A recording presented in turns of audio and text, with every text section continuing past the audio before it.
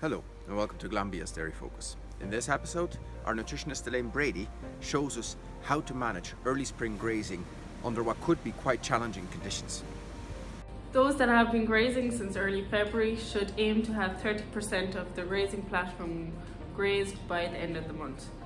Then have another 30% grazed by Paddy's Day. To ensure you have sufficient high quality grass in April, it is important to hit this 60% target by Paddy's Day. If you're behind target, try and graze a greater area in early March to ensure sufficient grass in April. For every 1% you are behind this target will result in 14 kgs of dry matter per hectare less grass in April.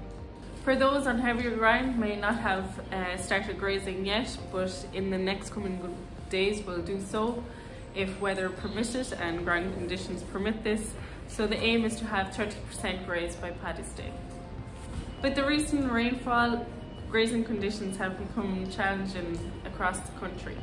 So it's important to minimise damage by practicing on-off grazing.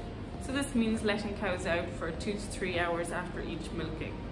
Research has shown that cows are capable of consuming 90% of their intake within the first 3 hours at grass. It is important that cows have an appetite when they are let out to grass when practicing on-off grazing. So it's important to remove any silage a few hours before cows are let out to grass.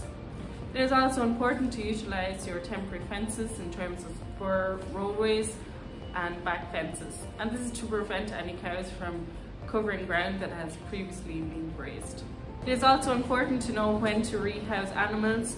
If grazing conditions become too challenging, causing severe poaching, animals should be rehoused.